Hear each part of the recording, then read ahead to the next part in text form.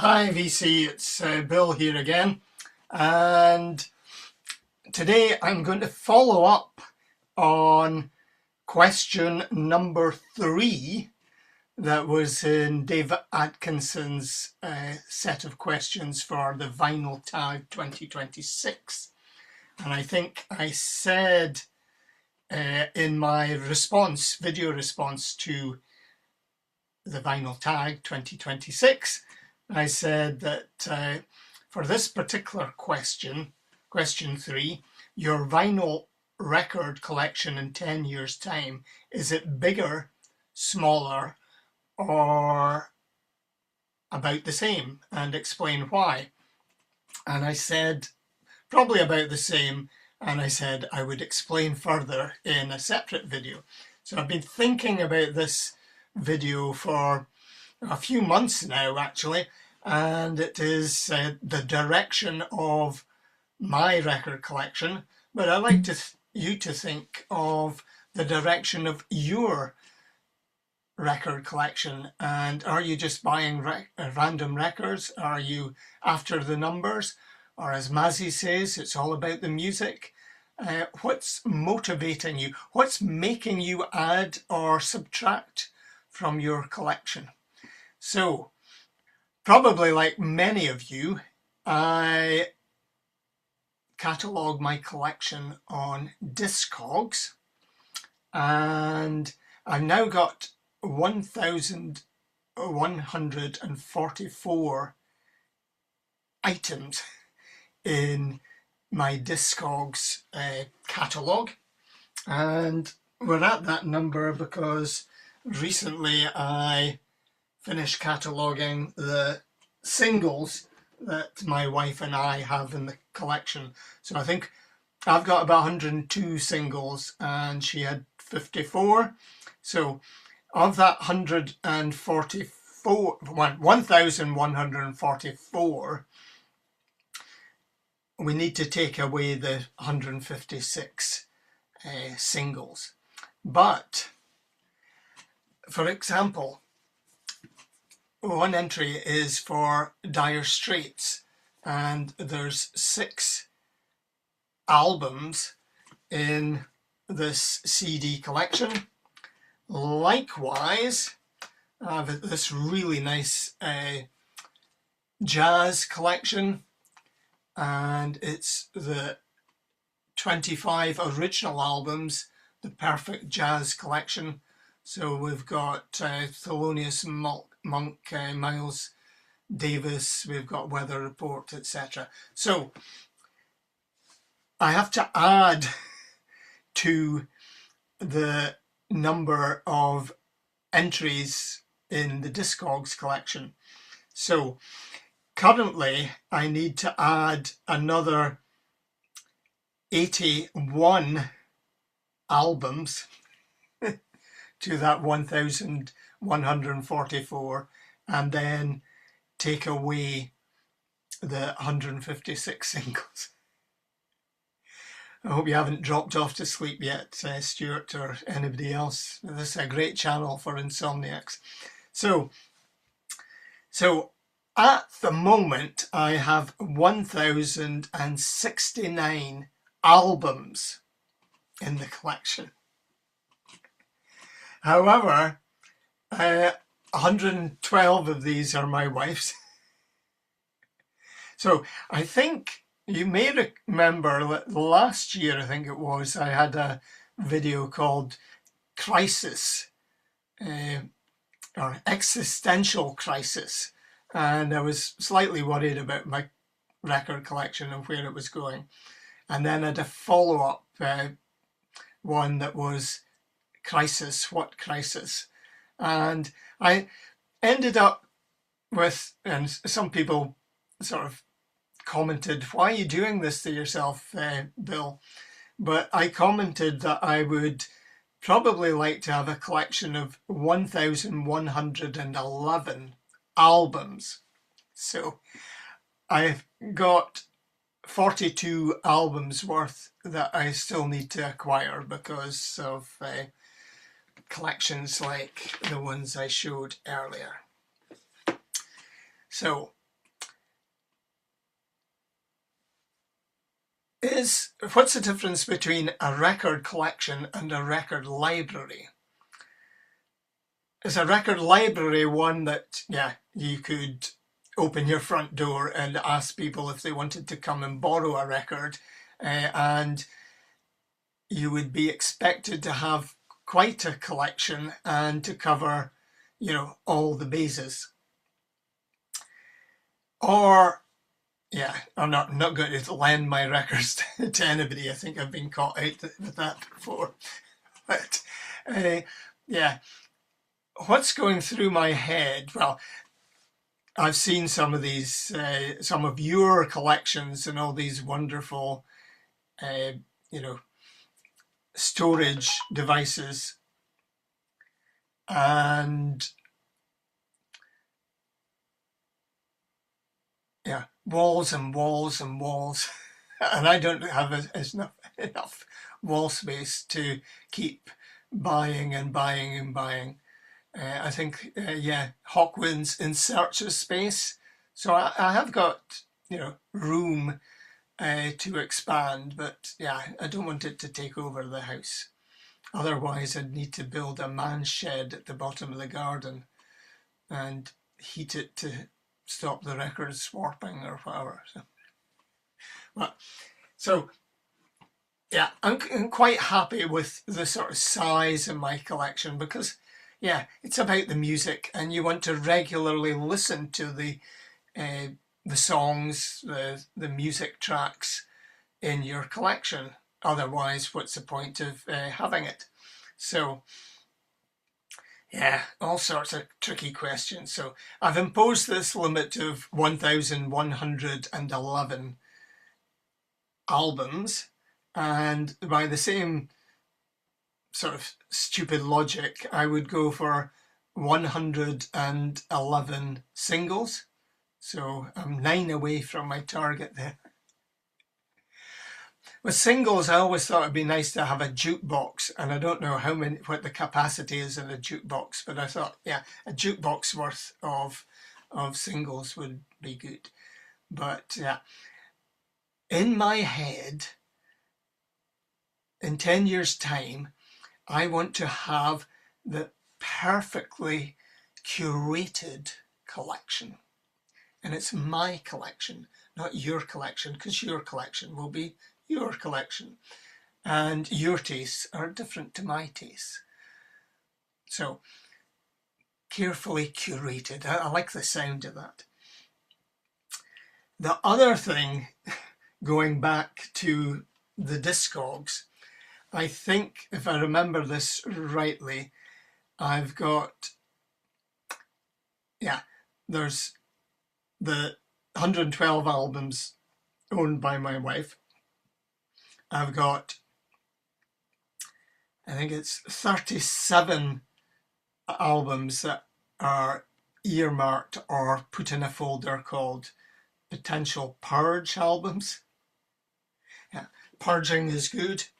There was a while back that I thought I should hang on to every record that I've ever bought, but no, I got rid of Keith Moon's Two Sides of the Moons. I couldn't sell it to a record shop because they said I had more chance of selling a Bay City Rollers album than getting any money in exchange for Keith Moon's Two Sides of the Moon. Good cover art, but dreadful singing on it. So in the Discogs, in my, let's open Discogs on the phone. So I've got folders, and let's see. So I've got albums, 401. Albums that I love, 405. The potential purge albums, and albums that my wife owns. And then we've got something called duplicate album on CD. So when it comes to this limit, am I going to count the CD and the vinyl as one album, or is it two albums, one album in two different formats? For example, Steel Wheels, Rolling Stones on cassette, Steel Wheels on vinyl. So does that count one album, or one album, two different formats? Crazy. So, as I said, 405 albums are categorized albums that I love. And about the same number, just slightly less, are just categorized as albums. So what I'm thinking is the carefully curated collection would have 800 and odd albums that I love. Yeah. So there wouldn't be any that are just plain, you know, I'm not, they're in my collection, but am I bothered about them? Do I really love them? So, yeah. So I'm also, so I've spoken about the record library. So for example, if we go to the Rolling Stones, I think I've said in the past on one or two videos that all you really need of the Rolling Stones is Rolled Gold. So that covers from Come On, an early single from 1963, right through to Gimme Shelter at the end of 69. So Rolled Gold for the early stuff, and then Honk for 1970 onwards. So with these two albums, you've covered all the bases of the Rolling Stones. But I'd want everything from Sticky Fingers. I probably want everything from XL and Main Street, Let It Bleed, all the albums that has Mick Taylor on lead guitar. So if I had all the Rolling Stones albums of the Mick Taylor period, plus Rolled Gold and Honk, that would probably be enough. But I've got a lot. I'm almost a completist with the Rolling Stones, but I love Harlem Shuffle. But do I really need this record? So, and likewise, I've only got Voodoo Lounge on cassette. I like the sticker. It says, "Warning, this album contains language some may find offensive." But yeah, should I get this on CD or vinyl or both? So one album that I don't have by the Rolling Stones, studio album, is Bridges to Babylon. Now, it's on my want list in Discogs, but do I really need it, or do I really want it? Should I really want it? I'm not sure if I know the track listing for Bridges to Babylon. So yeah, so dilemmas there. Completists, I'm fairly complete on David Bowie, apart from the 1990s segment. I'm quite, and I've got quite a few Rolling Stones live albums, but yeah, you don't need all the live albums, and you don't need all the variations of greatest hits or best ofs.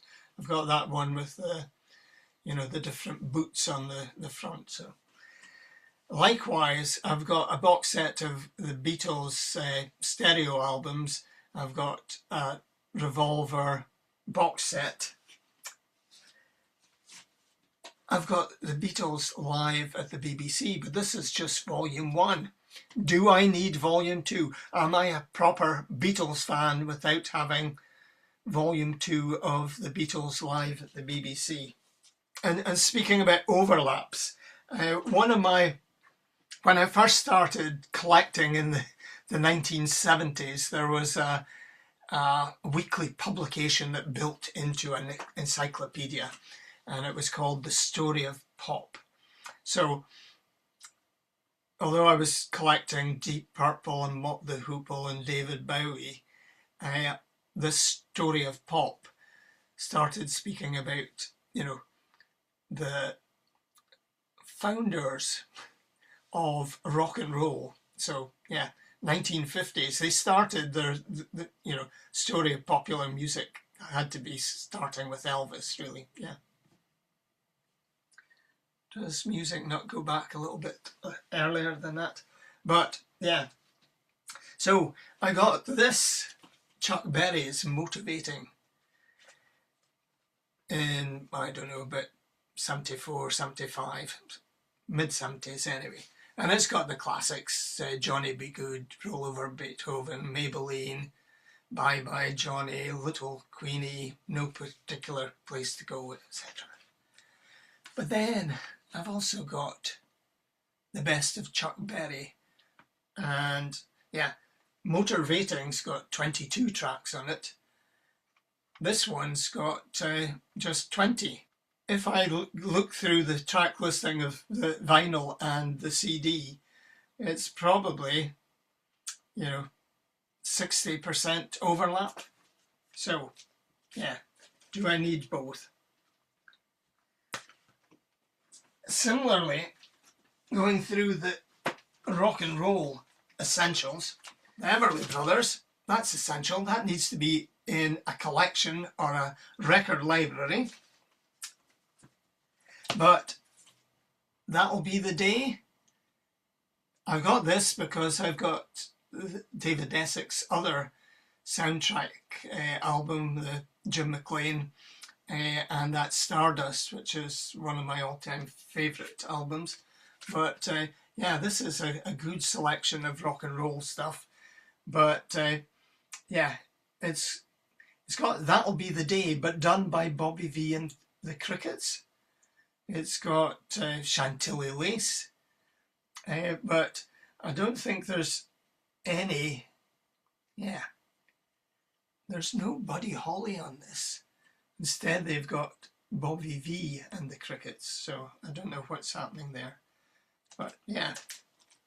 And bought this Roy Orbison, The Greatest Hits. So, Oh Pretty Woman, Only the Lonely, Love Hearts, Blue Bayou, but do I need anything else? Back to rock and roll collections and going to CDs again. So this is Sun Records. So we've got Carl Perkins, Blue Suede Shoes, Jerry Lee Lewis, whole lot of shaking going on. But on rock and roll originals, I've got Jerry Lee Lewis singing Crazy Arms. We've got Elvis Presley doing Don't Be Cruel. We've got Carl Perkins doing Blue Suede Shoes. So both CDs have got Carl Perkins on it. And yeah, the best rock and roll album in the world ever. So I think we've got Chantilly Lace by the Big Bopper again. I think that's on these two. And they've got Rave On by Buddy Holly. And I think Red River Rock by Johnny and the Hurricanes, I think, is on this one as well. So do I really need both of these? But we've got Louis Prima doing Jump, Jive and Wail, and Carl Perkins doing Bop in the Blues. So yeah, depending on the mood, I'd want to play either one of these, or I might want to play this. So do I really need all three of these? Especially if I'm going to limit myself to 1,111 albums.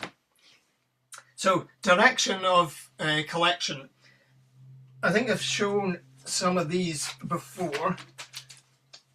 So, this is Chicago Blues, and it's from Jazz Tribune number 62. And I've also got Jazz Tribune number 23, which is Fats Waller piano solos. And I've got this fabulous early jazz stuff, and it's Jazz Tribune number 66 with Red Nichols and Phil Napoleon. Some great stuff on here. I think if we take it out to the sleeve,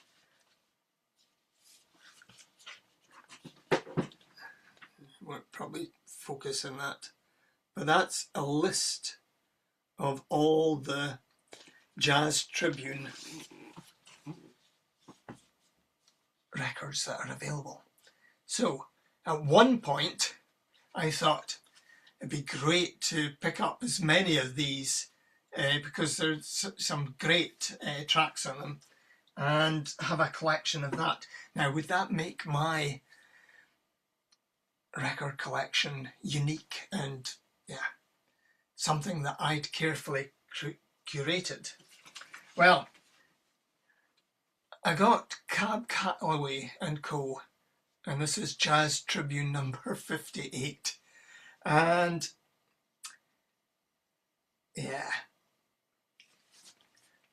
there's how many? There's 16 and 18. Yeah, a lot. I used to be good at maths. But there's, Jitterbug is done, both versions on here. The scat songs are both on here. 2 versions of Minnie the Moocher. And some of them, this Cab Calloway and Company, some of the tracks are by Blanche Calloway and her Joy Boys. So that's, presume, Cab's wife. But there's some interesting sleeve notes in both French and English. I'm not really that bothered about this one, but it's one of the, how many did we say? Well, about 70, maybe 80 albums in this Jazz Tribune. So if I got rid of this one and I had all the others, then there would be something missing. So things about my collection that would be perhaps unique. This is, picked this up for £2. Los Machucambos in Phase 4. The sleeve is shot to pieces, but the vinyl's great. Picked this up for £2, I think. And it's disintegrating, but I love the sort of world music aspect of this. So I'm really delighted that this is in the collection. More to show you. 10-inch vinyl. This Little Willie Littlefield on Ace Records, sort of boogie woogie stride piano. It's wonderful. Rockin' Chair Mama, Love Me Tonight, Hit the Road. Wonderful 10-inch album. So should I be collecting 10-inch albums?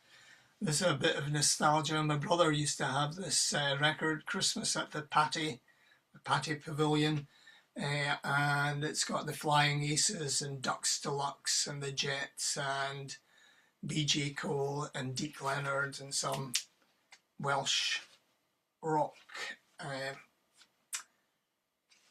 So 10-inch double album, don't see many of them. And then also on 10-inch, I've got the Confessing the Blues collection. So this is a proper record album.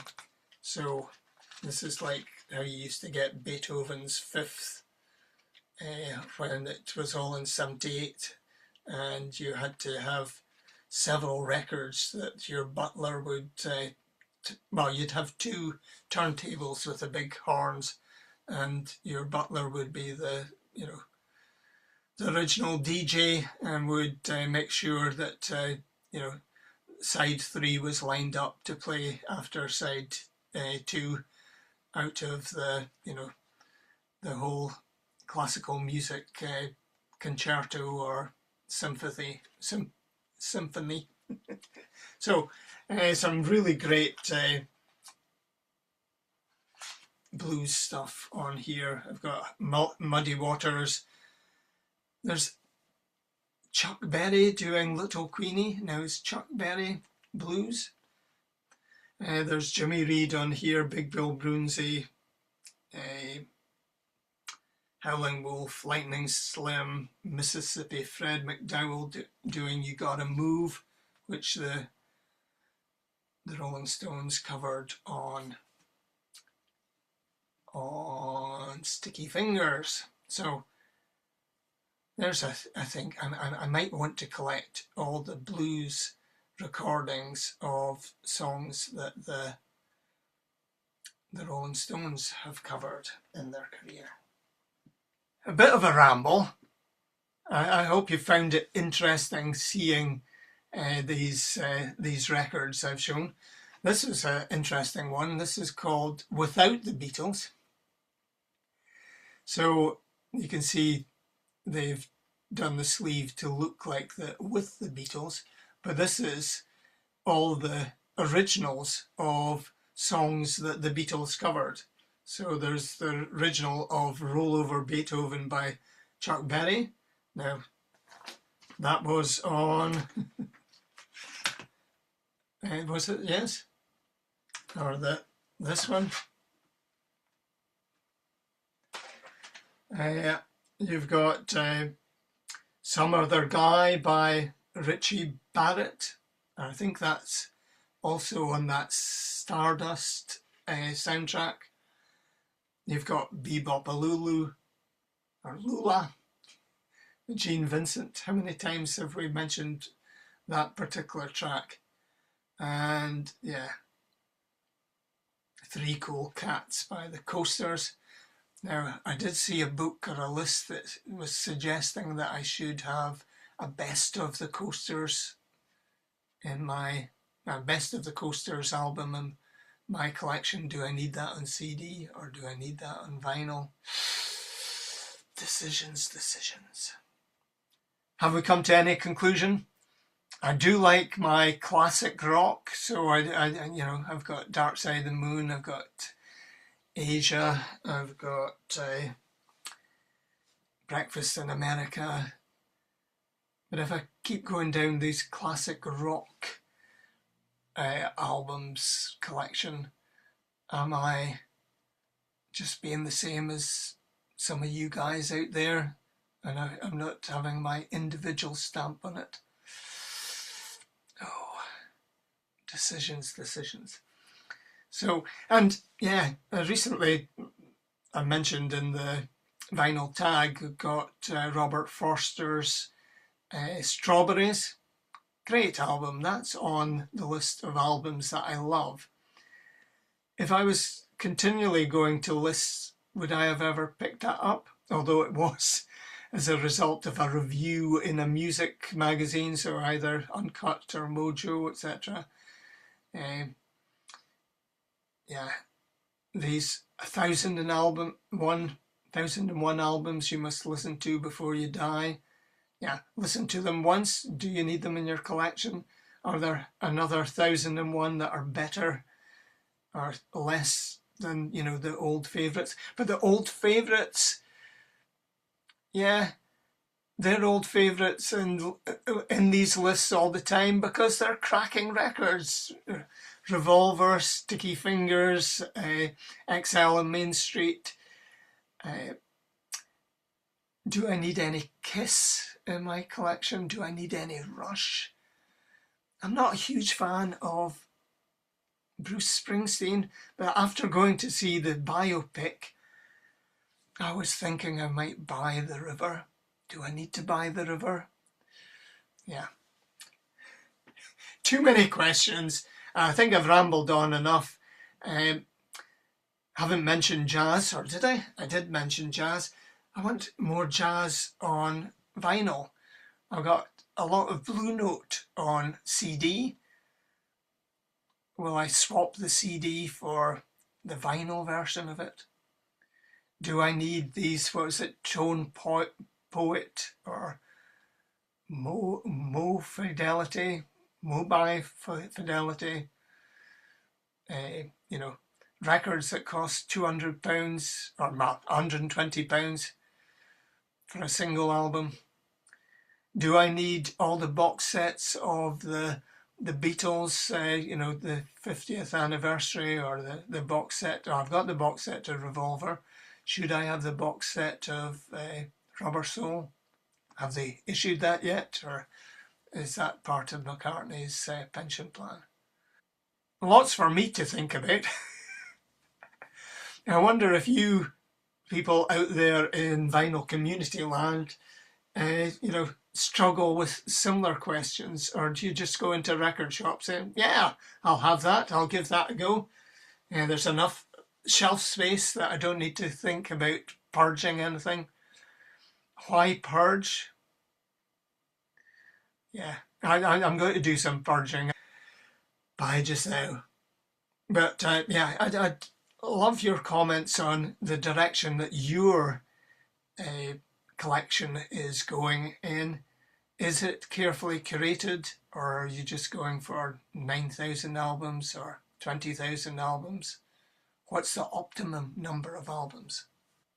How many times am I going to listen to the ones that are already in my collection? Do I need any more records? Enough, enough. Stop it, Bill. You're tormenting yourself. Bye just now.